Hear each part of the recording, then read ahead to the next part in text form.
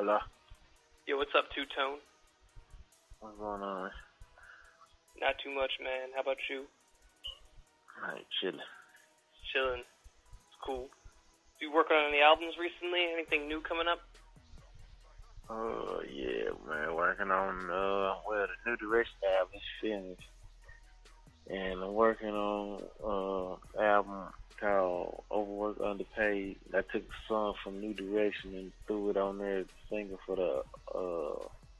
they kept pushing the other album back to New Direction. So I took the songs off there and threw it on the Overworked Underpaid. Gonna release that probably in about a week or two. Did a video down in Houston. So, you know what I'm saying? The song called Bounce Back or whatever. So that's something we're working on. Yeah, something coming back around. This is all going to be on Black Rain? Yeah. Okay.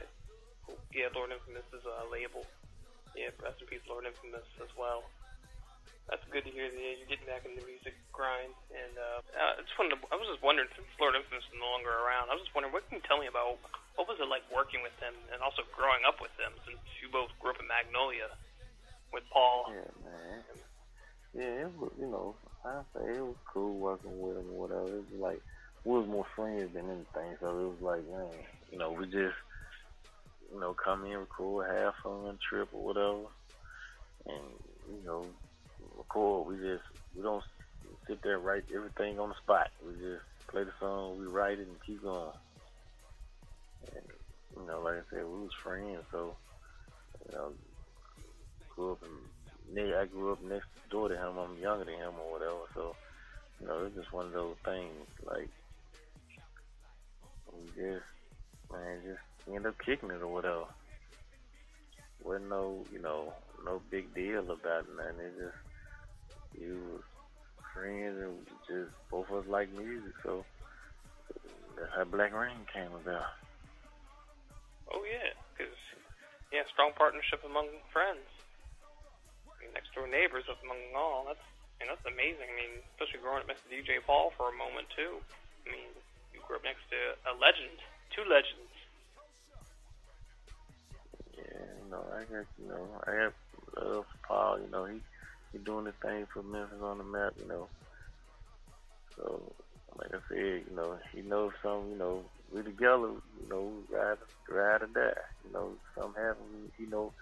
Somebody you get into it with somebody, I'm with him. I'ma ride with him. Cause we grew up in the same neighborhood.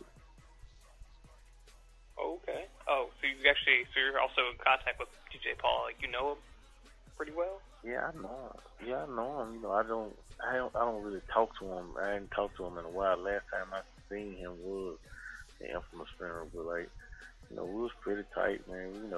Like I said, I could say the thing like Project Pat was talking about the stuff in Nashville or something. It was, it was like me and Paul the one who was fighting. You know what I'm saying? Oh, so that crap that happened in Nashville, you and Paul were fighting? Yeah, we was fighting some guys or something from, I forget where, but, that's how it happened or whatever. It was like me and Paul was fighting. Paul had got into it with somebody and I was helping Paul or whatever.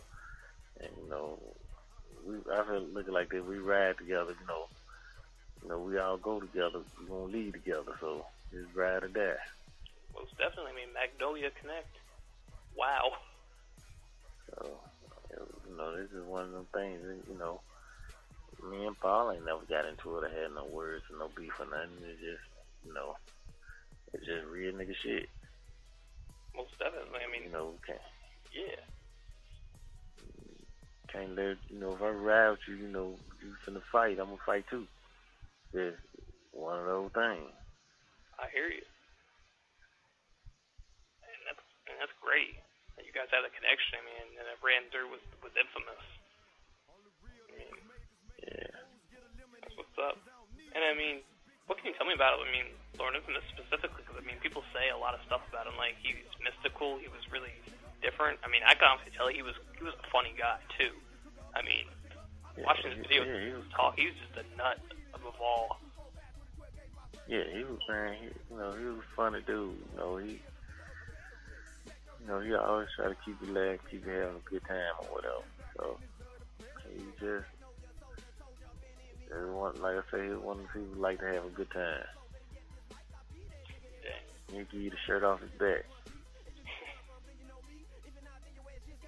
That's great. I mean, 'cause I can always tell when I follow him in music videos and hearing him rap and talk, I'm just like, he's just a nut. I mean, I know he puts himself out there as like some horrorcore, serious type of dude that'll come kicking your door and sacrifice you. But I could just tell it. I mean, I could even see it in his brother DJ Paul that he's just that's who he is. He's just a nut. He's a live wire, as he said. Man. Yeah, he's cooler than a fan. Tricky Ricky Scarecrow, cooler than a fan, though. Let's play a fly. Yeah, I forgot about that. Play a fly. Dissed the mess out of him, but he gave a shout out to Tricky Ricky Scarecrow. I'm just like, oh, man. Yeah. I'm trying to think what year that was. That was about like 96 when that came out. Yeah, well, that was our partner. Like I said, me and him been kicking it for years. Ain't nothing like, I was just like, oh, this is Lord Infamous, I'm gonna be his friend. I'm like, I was his friend before I even knew a Lord Infamous. You know what I'm saying? Yeah, you knew when he was Ricky Dunnigan. Yeah, I knew him when he was getting off the school bus. Because I'm younger than him. So I'm like, shit. I remember him getting off the school bus, walking up the street to the house. It wasn't no thing like, oh, this is gonna be a famous rapper one day. You know what I'm saying? Yeah, you just thought he was just gonna be an average Joe, just normal guy named Ricky who just walk around the street, 5'5" or whatever he was. Yeah, so it was one of them things like, it was what it was. We just end up, being cool or whatever. Growing up next door to each other, how can you not just be cool unless you didn't like each other? You know what I'm saying? Right. Yeah, I totally hear you on that. I mean, what can I say? I mean, the connection you had with him, I can see it was very deep. I'm glad to know that you knew him. I mean, I was hoping I would have been able to meet him or even talk to him, but that didn't happen, obviously. Shoot. At least people can speak for him and say, hey, this is what he did during his time. I mean, wow. Like, could you talk a little bit about Lord Infamous, like about how he was coming up, a little bit about his career? Since, I mean, you probably know him just as well as DJ Paul would know. Well, I could, like, I tried to do my own thing. When they was doing underground tapes or whatever, I was like, they had moved, like, from the neighborhood or whatever, like Black Haven, and, I would start, like, doing my own little thing or whatever. I just, like I said, I was younger than them. Uh-huh. So I just started doing my own thing, and, he would always come by or whatever and, talk to me or whatever. Like, him and my cousin was cool. Me and him got cool because me and him was basically doing the same thing. My cousin was on some, like, real square shit. You know what I'm saying? Yeah, so, I hear you. It was like me and him just connected. We stayed cool. Then they blew up, signed the record deal. He would always come through the neighborhood. I wasn't like I was just calling. I was just doing my own thing, and we just always stayed cool.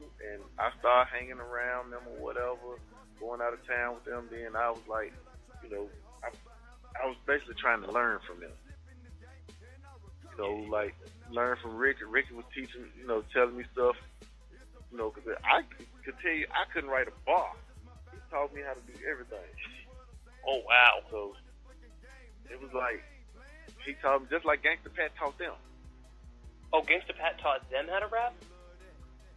Well, not how to rap, like to count bars. Like he told me, Gangsta Pat once told him how to count bars. Like if somebody wanted 16 of a verse or something, he taught them how to do it.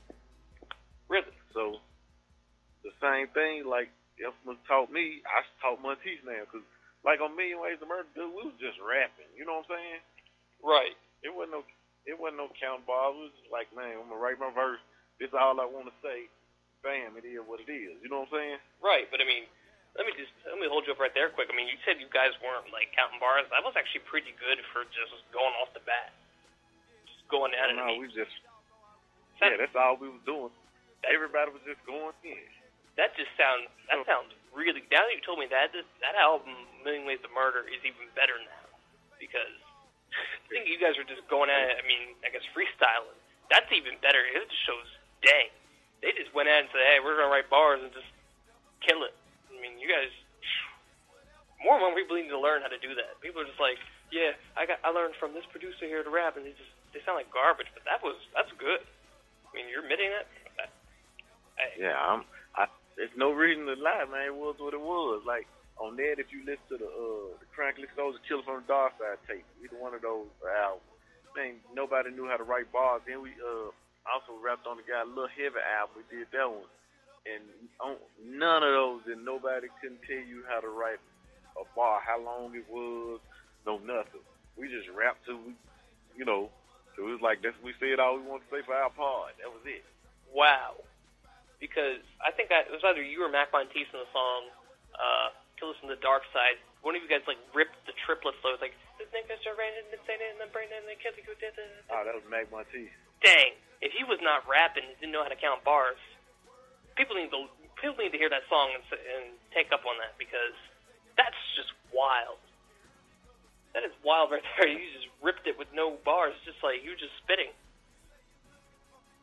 Yeah, see, we didn't learn how to write bars to In Too Deep because we had learned right before that. That's when, when I started hanging around, Infamous and Paul and all that. And that's when, he told me, he was like, man, right there, you need a couple more lines. I'm thinking, like, what the hell are you talking about? You know what I'm saying? Because I was writing stuff, and then he told me, he was like, man, 16, 8, taught me how to count it. So that's when we did that, and I went back and showed them. So when I did In Too Deep, it was the first time I knew how to count bars. You know what I'm saying? Right. And this is In Too Deep on your tape?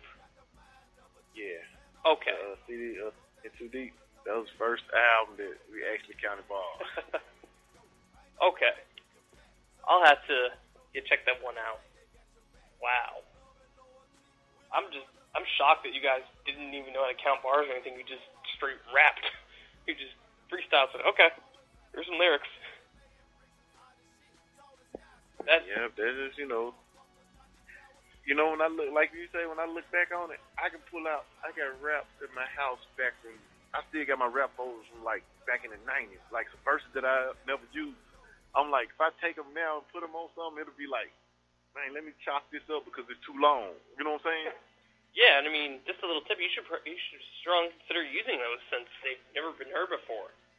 I mean, I'm sure they're good. I mean, definitely consider using them. I got so many rap folders, man. You'll probably look and be like, damn, I got them in the closet. That's all right because that's all we get. That's all we used to do back then. Like Monteith's probably got a lot too. We just used to write every day. Just come home, write a couple of raps a day. Everybody write like a verse or something. So, it's probably not a whole song, but they verses. I got like I said, a couple of notebooks or more in the closet full of verses. Hey, that's great. You guys have them on deck because looking at a professional rapper, I mean, Eminem, he basically has rhymes dating back to the 90s as well. I mean, there's nothing wrong with that. I mean, taking your old stuff or even just archive and say, okay, here's a few words or something they'll turn in, because you never know. That's a good method. Yeah. Hey, I mean, that's cool. I mean, that's basically history right there. If you pull up one of those old folders and say, oh, look at this. It's from Killers from the Dark Side era. Jeez. Yeah, I was like, man, I was just, when I look back and read them, it'd be like, damn, I did this. I wrote this 15, 20 years ago. Yeah, back when I was, about born, probably about 93. How old are you? I'm 21. Oh, yeah, we was writing that in 90, Million Ways to Murder came out, I think, in 95. Jeez, I was just 2 years old. It's hard to believe that. Yeah, that was 20 years ago. Sheesh. You guys were ahead of your time. Like 3-6. And then every other Memphis group. And see, the thing is, a lot of record labels ain't gonna come down here and ever give nobody else a chance. Like, that's why, like, Yo Gotti left Memphis or whatever. Record companies not gonna come here because, for one, Memphis is like too bad and dangerous. So they're not trying to take no chance going no hood trying to find no dudes rapping and end up getting killed themselves. It's not gonna happen. Right. And shoot, they don't. The thing is, they scared to take a chance on us because they probably think we're gonna go to jail. Yeah. So it's like, anything we do, we got to do on our own. Because ain't nobody gonna come here unless we get up and pack up and leave. You know what I'm saying? If we leave and move to Atlanta or somewhere, you know, it'll be different. But they ain't finna come nowhere in hell. They coming to Memphis and try to find no dudes. It's like, I heard him, but I'm not finna find Magnolia to come chase him down. It ain't happening. Right. That's one of them things. For real. You know, that's life. So we just, man, do what we do. Keep putting out music. You keep on. I mean, underground is better because then you have your own opportunities as well. That's okay because it develops you over time as well. Yeah, we did like the Halloween, the Crucifixions. We did all them albums. Just we had to put those out ourselves. No record company don't want to distribute no Crucifixion album. You know what I'm saying? Yeah, they're not really into horrorcore, and they're like, nobody wants to listen to this horrorcore stuff. It's too deep. So it's like we had to do all that ourselves. So it's you can't reach as many fans, but it's something like we did the music we wanted to do. Mhm. Without any say so, without nobody censoring it. Yeah, I understand. Sheesh. Huh? Like, okay, but yeah, since you put that on your own, like, what are the sales like if you're independent? Like, are your sales good with your albums, like Halloween and all that? Yeah, they be pretty good. We end up putting them on iTunes. They be pretty good, but the thing is, you don't move as many without going through like a distribution company because we don't have it like a.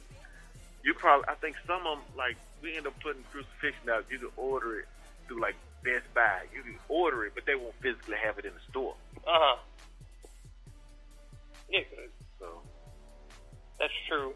That was one of the things with that because, man, well. They probably could have had. I thought about remastering it or whatever, that album. Because I'm like, the album's actually good and re-release it. But the thing is, who knows if a distribution company want to take a chance on it. Which one? Your Crime Click albums? Well, Crime Click album, I thought about doing that, but I'm talking about like Crucifixion. I thought about remastering or whatever and remixing some of it, just, trying to make it better. Yeah, that might be okay. I mean, yeah. Definitely, yeah, that actually would be pretty sweet. So we hadn't decided yet. We thought about remixing some of the projects and redoing them or whatever. I don't know if you think you should do what DJ Paul has been doing. I mean, remastering your old tapes. I mean, just remaster the Crime Clip.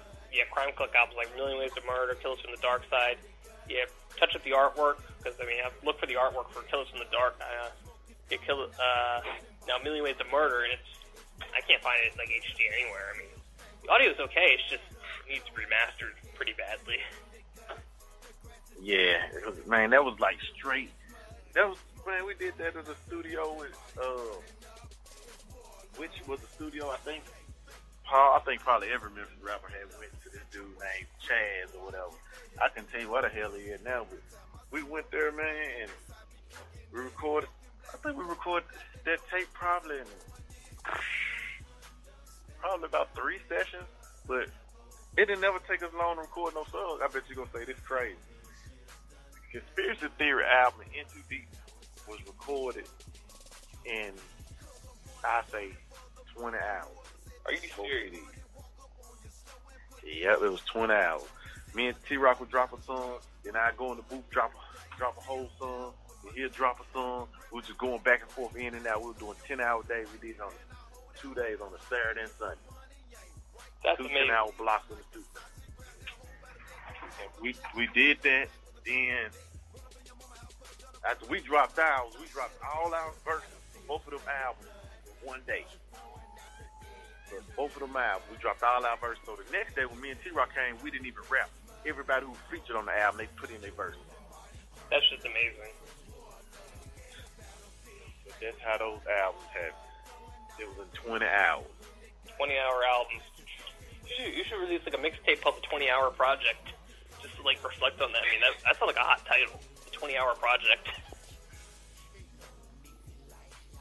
Yeah, that's why I'm like, the mixtape I'm thinking about dropping next month is called, it's gonna be called, Overworked and Underpaid.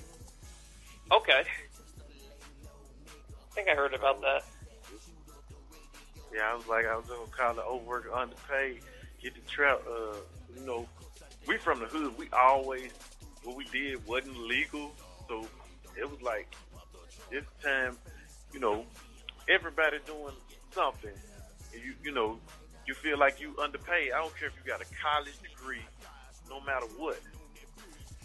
You know what I'm saying? Yeah, I know, you exactly. Feel like, okay, if I start my own business, I probably could make more money than doing this for somebody else. You know what I mean? Mm-hmm. And that's how it usually is. So that's why I came up with the title. It's Underworked, overworked, underpaid. Because we feel like, man, you can better yourself. You should better yourself. I want everybody to better themselves. I don't claim I'm the best rapper in the world. I would like to be. I'm going to keep working in my craft, but I want to stay in my own lane. I don't want to sound like Eminem. I don't want to sound like 3 6. I want to sound like me. You just want to be you, and that's okay. And I like how you said, I like how you, yeah, I'll try to gather my thoughts here. I like how, you Memphis rappers like to do your own style and just better someone else's life. I mean, that's just great. I mean, yeah, I like how you do that. Everybody have their own path. You know what I'm saying? So I don't want to rap like, why would I want to rap like somebody else? I can give an example, okay? Mm. Just like, you might like Jay-Z, right? A little bit, yeah. But I'm just saying, but then you can ask this guy next to you, he'd be like, I think Jay-Z sucks. I like Nas. You know what I'm saying? Yeah, I mean, if they on the song together, just like they on the song together, you might be like, man, you like Jay-Z, so you might like Jay-Z, so you're going to be like, okay, dang, Jay-Z bump, but then this dude over here trying to come in, man, Jay-Z messed the songs up.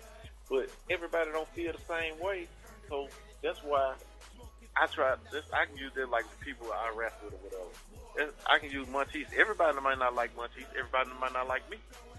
So if you like me and don't like Monteith, you still, you might. Everybody grown. Everybody. It's like I can use an example. What's trying to think of what group that people just think somebody terrible. I'm trying to think of some people. Okay, well, I use 3 6 as an example then, okay. Mm-hmm. Everybody like Gangsta Blues. Everybody. But then they like, okay, Crunchy really can't rap. I done heard that so many times, you know what I'm saying? But Crunchy rap like Crunchy rap. Some people like the way Crunchy rap. When you go to a show, everybody know Crunchy verse, so evidently they like it. Am I right? Yeah. I mean, if you singing along with it, yeah, exactly. So I feel like, a lot of people make comments about different people who they don't like, and who they, I just feel like that's wrong because everything is different. Everybody's not gonna like everything. So I try to when I do music, I want something for everybody because everything ain't for everybody. Does that make sense to you? It does. I mean, you listen to your different genres, and then you have your different styles, different sounds. Yeah, it's like I can say like on Heaven Sent Hell, man, I use something like from Marilyn Manson, like redid one of his tracks or something. And it's cause like, I like Marilyn Manson, but you might not listen to him, you know what I'm saying? I don't listen to him. Well, see, exactly. So, I listen to anything. My favorite singer, I admit, is Prince. I love Prince. I got Prince CDs and stuff in my car. Oh, nice. I mean, I like music. Good. I'm just giving an example. I'm like, some people like, I can't believe Tucson listen to Prince. Look, Infamous listen to Prince. He was one of his favorite artists too. And Michael Jackson, if I'm correct. Yeah, so that's what I'm saying. So it's like, you wouldn't think, me saying, okay, man, my favorite artist is, NWA or something. You probably thought that because I rap. But I'm like, I like Prince. I'm like, dude is talented. He can, and I like that he, on every song or every album or something, he tried to be different. He'll have something for everybody on his album. You know what I'm saying? Mm-hmm. So I try to basically, that's what I kind of focus on. Like, even if I had to do a love song, I'm like, women listen to my music too, so I want to do something for women. I don't want to just be like, man, I'm just going to keep it gangster, horrorcore, or whatever. No, I got females listen to this too. You know what I'm saying? I go to the club. I go to strip clubs. I love strip clubs. So I need something for a stripper. Mm-hmm. Exactly. So it can't be no certain way, but a lot of people don't look at it like that. They look like, man, you're selling out. No, it ain't selling out. You're doing music that you like to do and that you like to listen to in different, like you said, genres. So, that's what I try to give people. Yeah, you try to give them all different types. Exactly. And Monty does that. Everybody. Did you hear You heard Mac Monty solo album? Which one? On a Mission. I heard one song from there, microphone controller, something like that. It wasn't bad. With what's his name? I can't think his name right now. I can't think his name right now. C-Mob. Yeah. I think C-Mob. Yeah, I like C-Mob. Yeah, C-Mob hard. I met him through T-Rock or whatever. Oh, nice. And Mac Monteith Mac Monteith got like the whole Crime Clique on there. He got like I said, Young Madness, Big Cheese, Koosta on there. It's basically, like I said, we try to put everybody on every album. It's like, and the guy KD, he recorded a song from jail, and I put it on. I think it was like a Bum. I did an EP, Bum Money on Deck. Okay, Bum Money on Deck. I heard about that. Yeah, it was just some, I put it out. It was just really a single. Then he sent me a song from jail, and I was like, okay, we're gonna use this. So I went and did another guy who was in jail from Shelby Forest Clique, Mac DVS. You heard of them? Shelby Forest Clique? Yeah, I've heard of them. I'm not too familiar with their music though. Yeah, I did a song. Him and KD was in the same part in the jail. And see, he had the equipment or whatever, and KD went down there recording, and he told me he knew me, and he was like, I had met him before he went to jail, DVS. So they recorded me some songs and sent them to me. And that's how I got all the extra songs on that album. They was recorded in jail. That's crazy. That is just crazy. They recorded in jail. I thought you couldn't do that, but looks like you can. Man, they would. He explained to me how to do it. He was like, they had a towel over the speaker so you would hear like the sound or something. They rapping into the towel, to the voice box. Oh wow! So I'm like, it sounded cool. I put it on the CD, and that was it. Yeah, glad to hear it. I bet you like that's strange, all the shit that we did to get songs. Like, what the strange what? Like strange ways that we came up with albums and stuff like you said. We didn't count bars. We were recording in jail. Yeah. Recording the album. Yeah, that's pretty cool stuff because it just shows how you're different. It just shows that you like to branch out and make your own styles, make what you have. I mean, it shows creativity as well. I mean, in jail, I never thought I never thought they could record behind bars. Nope. Yep. I didn't either to then, because they told me, they was like, when he called me, he was like, man, we're going to send you some songs. That's when I found out. I was like, okay, because I didn't believe him. I thought he was talking shit. Man, that's just crazy. But, he made it happen, so, it was what it was. We took it and ran with it. Well, track me with that. Now, yeah, he out now, whatever. He just got back. Man, it's crazy. He ended up having a stroke, so he's just getting back, where he can rap. We just did a song about a month ago, his first song since he had a stroke. Nice. So KD, yeah, so you said you like what, 21, 22? Yeah, I'm 21. See, KD is, he's 30 now. I think he just turned 30.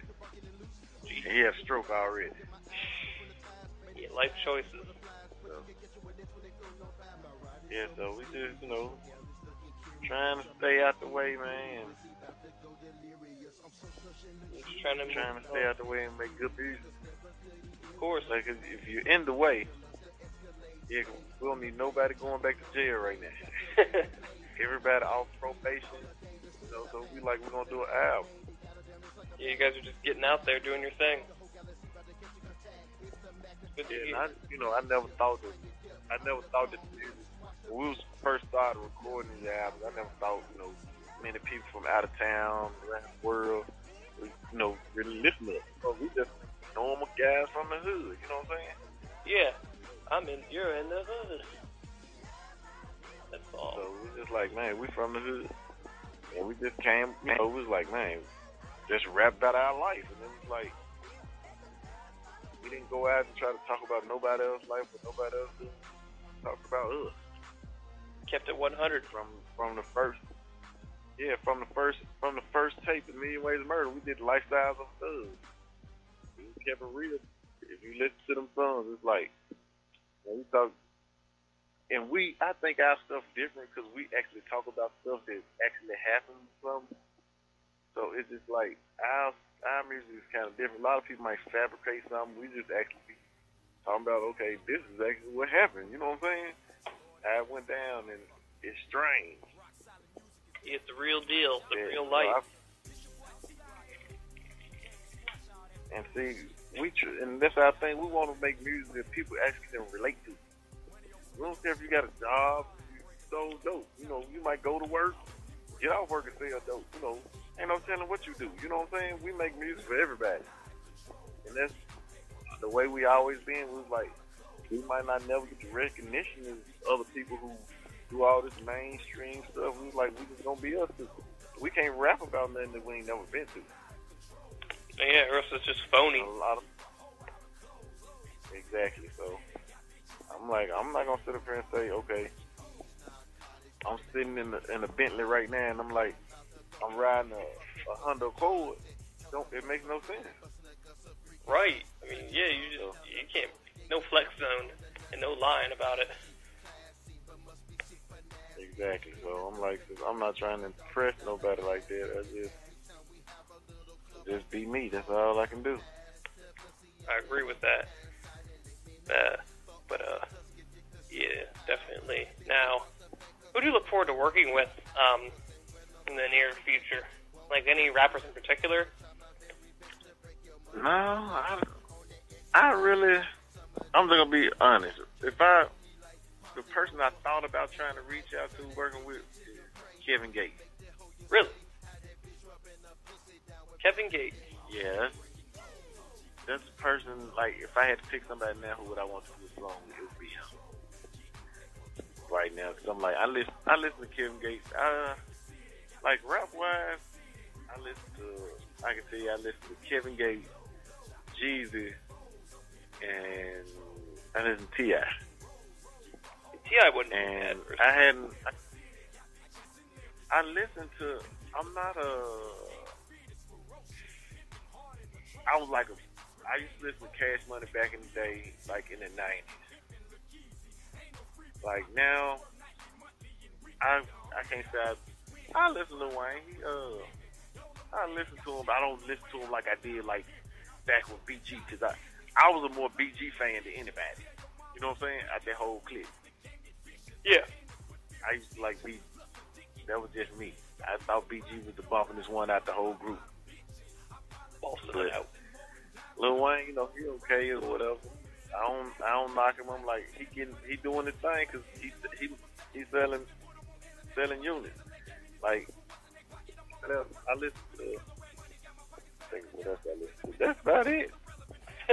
I really listen though. I ain't gonna lie and say I listen to somebody else. Like Young Thug. Like I don't listen to nothing like that. Yeah.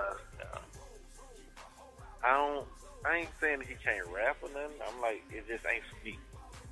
Okay. Because I feel like, you know, I put it like this. I listen to Tupac. Right. Like the Biggie Tupac thing, I'm really not a Biggie fan. Biggie was okay on his first album, but the second album I just didn't like it. That's just, you know, my personal opinion. You know what I mean? Yeah, I know what you're saying. Yeah, it's all, how you feel about it as well. Yeah, like first album, I was like, man, you couldn't. I was like, Biggie bump. The second album, I just feel like he wasn't the same no more. But they say a lot of people, like when they start getting money or whatever, they change or whatever. But Tech Nine, he ain't never changed. No. You see what I'm saying? Yeah, he's still the same cat. His music's still the same. But a lot of people start changing, and I think that's when the problems come in. And that's like, you know, me and my team now, how we try to say, we still doing the same music we did back then. Only thing different is, the only difference that we have right now is we don't do like rapping fast as much no more, because it was okay back then, but a lot of people don't like that. That's like now, I wouldn't rather, if somebody rapping fast or something, like I say Bone or let me think who else we rapping fast. I can't really think. Twister. I used to love Twister back in the day, but now I don't. You know, people don't want. A lot of people still listen to it, but people want to hear something that they can understand right now. You know what I'm saying? Because I'm like, you be high as hell. You know, I'm like, shoot, you going so fast, I can't keep up. You know what I'm saying? Yeah. So I'm like, bypass you. I can still do it, not if I wanted to, but it's just, man, I be in my zone, so I want to get something I can ride to and vibe to, bump, get crunk or whatever. Yeah, something smooth, something you can understand, as you just said. Yeah, and it's like, we just sat there and thought about it, you know. That's how we were. Me and Martinez now, everybody was like, man, I asked him about it about 2 weeks ago. I was like, you want to rap fast on the song? We just kind of did on the song. We just did some songs for Slim Money album, because we released his mixtape. I don't know if you heard that. Not yet. He had a song with Infamous on it, but we did his mixtape or whatever. Now we like we recorded his album, and me and Matisse rap fast on one song on there, because we wanted to prove to everybody that, you know, okay, we can still do this or whatever. So that's what we did. Yeah, show the world it still do it. Yeah, we and I actually listened to it the other day, because Slim Money, he's like in Houston now, so he was like, man, he wanted to hear the song, so, you know, I sent him the song or whatever, because he did like 14 to 15 songs when he came down to Memphis or whatever, so we just like, we wait and see. We got like a couple of albums already on deck. We just got to release it. So we over here working. We ain't just sitting around. Good to know. Product coming soon. Gotta stay working. I'm like, I got another album coming out. We just finished. I don't know if you know the guy, Mr. 420 or whatever.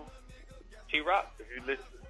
No, it's another guy named, we got him 420. But, you know, he's cool, me and T-Rock. We met him, like, on down the road or whatever. But he had a song on the 40 Days, 40 Night called Puss Ass Nigga. Oh, yeah, I know that song. Yeah, me and him did a little album together. It's about 10 songs, man, to give you something to vibe to. I'm trying to get some videos for it or whatever. I'm trying to set some stuff up so we can do a video. I think I might release a single for it, like next week. I'm thinking about putting it up. Okay. I'll look out for that. Yeah, definitely. I'm sure your fans will want to hear it, see what's going on. Yeah, man, it's something like I said, man, and we just over here working, man. We try to record. Our goal is to record like 3 or 4 songs a day. That's all we try to do. Every day. So I'm like, you just think about how many songs we have in a month. You know what I'm saying? Yeah. Putting it out there. So, yeah, and see, that's 28 songs a week. You know what I'm saying? That's an album. Or an album and then some. So we try to record a lot of music, man. 'Cause ain't no telling, tomorrow ain't promised. So if tomorrow ain't promised, man, we just go in and be like, man, we got these songs on deck or whatever. Man, here go an album right here. Yeah, just get it, just flush it out, get it done. Just in case, get your album set. How many of the Halloweens did you hear? I heard, I think 2 of them. I'm trying to think the ones. I've listened to some of them. I'm pretty familiar with the Halloween series. I'm about to bring it up right now on my Spotify. What can I tell you about that? Yeah, I bump it from time to time. I was looking. Somebody asked me about how many CDs we had. I couldn't even answer it. I was like, I went to look on our website, the Black Rain site. I was like, damn. I think it was like about 30 or 40 some CDs. Dang. That's good. Yeah, but I wouldn't think like it was that many. Yeah, I didn't think so. I didn't think that either. I just thought, okay, you guys just have some CDs out there. That's it. Yeah, we did a Christmas CD, The Nightmare Before Christmas. Did you hear that one? Yeah, I heard that one. Yeah, that intro was nuts. Yeah, we released that one. It was like, I think that one shocked people because it came out of like nowhere. Yeah, I'm like, what? Wait, what is this right here? I'm just like, there was a Christmas album. Yeah, that's and actually, it was the song that beat the, what was it, Nightmare Before Christmas? It was actually having the jingle bells in there at the beginning, in the song.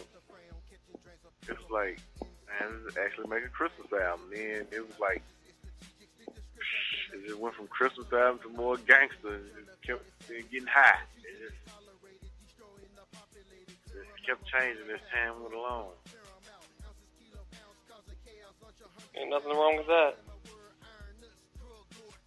Man, we got, I think some of the tapes on there, like the Little Heavy Illegal Sales, like on there, that was like one of the underground tapes. You heard the St. Kiss album?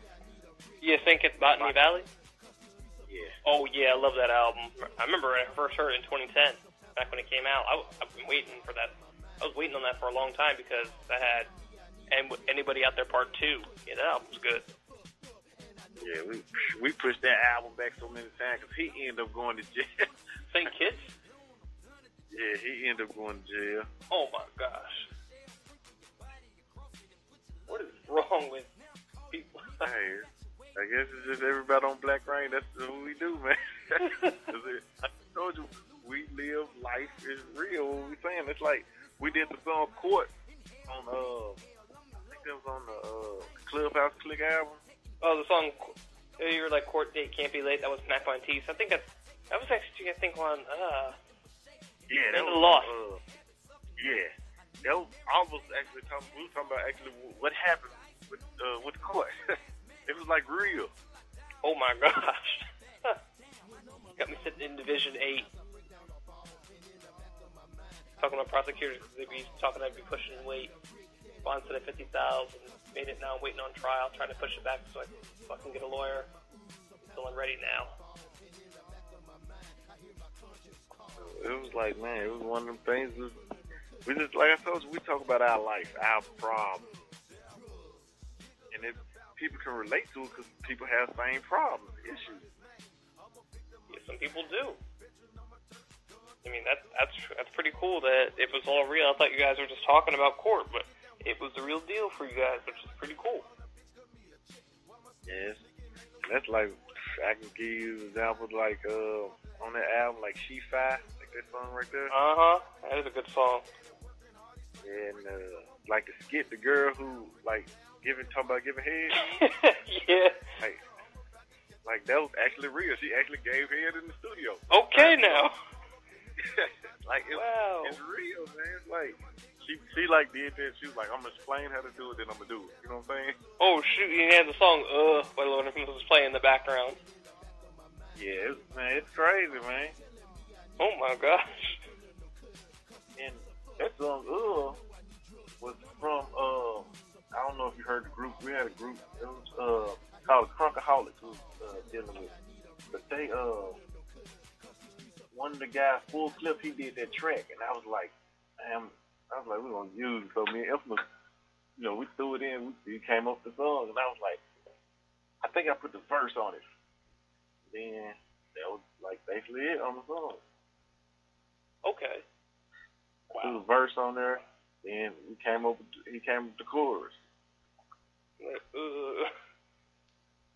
yeah, Full Clip. Yeah, I know who he is. He did the song "Standing in the Rain." Yeah. It's on like the Black Rain TV. Yeah, I like that song. Yeah, man. We get in the studio. We try to have fun, and whatever comes out, that's how we roll. There's nothing wrong with that. It's just real. That's like I said. That's the strange part because it be actually how we feel like it's real music because we want to give our fans something that they can relate to. We don't want just you be up there like, man, they saying they talking about doing this, but they ain't doing it. Just talking about they push weight, they're talking about they sell this and that, but they really don't. They're just studio gangsters. Yeah, look, you can come in the hood and find us on the corner for real. we hang out every day. I'd be like, which one of you is two-tone? And be like, that's me. I'd be like, oh, okay. Yeah, you come to Memphis, you come in the hood, you can find us hanging out every day. We hang out. We had a block party over here in the neighborhood like a week ago. Oh, we actually, like I said, we just hang out at the corner store like normal people. It's like we don't. That's because we rappers no different. We're just doing us, I guess. You're just having fun. I mean, that's cool. But yeah. All right, but I think that's all I really want to know all I really wanted to ask for now. I mean, I definitely want to interview you again since this was a good one. But is there anybody you'd like to give some shout-outs to? Man, everybody on Black Rain, Mac Monty, DJ Mike, St. Kiss. Man, I know I'm forgetting a lot of people. Slim Money, 420. Man, all the fans that support us. Hey. Without that, wouldn't be no us. Exactly. I mean, there weren't fans pushing the music and playing it. That's just the way it goes. We got plenty of music coming out, so just be on the lookout. Yes, sir. Yeah, I'll be waiting for it. I'm sure your fans will be ready for this too. Yeah, like I said, the album name won't be probably the cheapest one anybody ever could buy. I just want to show them I appreciate it. I like that. I'll definitely be, if it's that cheap, I'll definitely get it. I was like, oh, okay. Yeah, you can like I said, we're going to have it on the Black Rain website, IAP store, they'll probably have it. Like I said, I don't know how I'm going to do it with all the major chain retailers yet, because like I said, I'm trying to go so cheap. But if I can't do it like that, I'm like, I just distribute it myself off our website. You know what I'm saying? Yeah, do it Jay Green's on your own.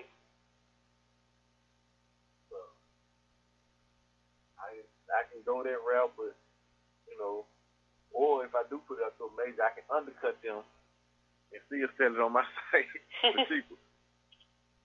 So it's like you should have did it my way, because people gonna come to me for $1 or $2 and go to you and buy for 15. You know what I'm saying?